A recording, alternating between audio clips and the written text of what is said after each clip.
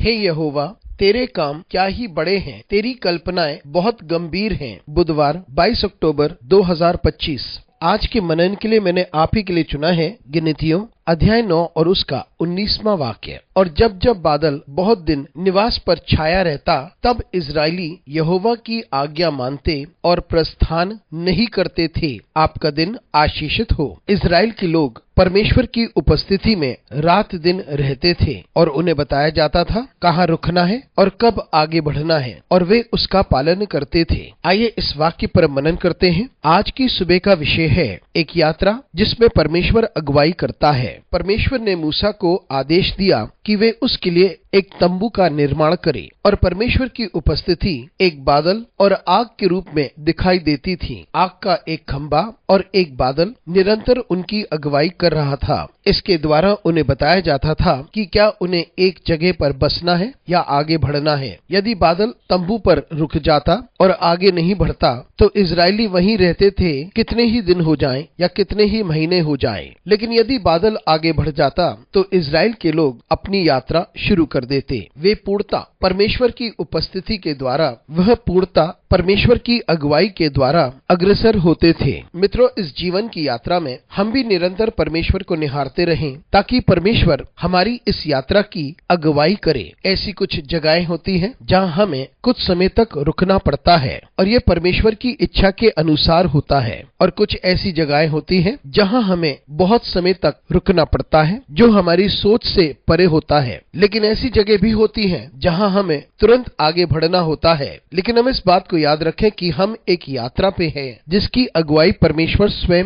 कर रहा है। हम प्रश्न पूछ नहीं सकते, हम सिर्फ परमेश्वर की अगुवाई के अनुसार आगे बढ़ते रहें, क्योंकि परमेश्वर अपनी इच्छा के अनुसार कार्य करता है। क्योंकि परमेश्वर हमारी सहायता करता है ताकि हम अपने लक्ष्य तक पहुंचे और आशीषित हो जाएं। मित्रों, हम परमेश्वर के निर्देशों का निरंतर पालन करते रहें। हम अपने स्वयं का रास्ता ना बनाएं और अपने आप से ही आगे ना बढ़ जाएं, लेकिन हम परमेश्वर को निहारें और वही करें जो परमेश्वर चाहता है कि हम करें, और हम अपनी यात्रा को शुरू करें। और जब हम इस यात्रा में हैं, तो इस बात को याद रखें कि परमेश्वर निरंतर हमारे आगे है। वही हमें भिन्न जगह ले जाता है और हमें आशीषित भी करता है। अनुग्रहकारी परमेश्वर स्वर्गीय पिता, तुझे धन्यवाद देते हैं उन सारी आशीषों के लिए जो तूने हमें दिए हैं। हमारी सहायता कर परमेश्वर, ताकि हम तेरा अनुसरण करते रहें। यीशु मसीह के नाम से मांगते हैं, आमीन।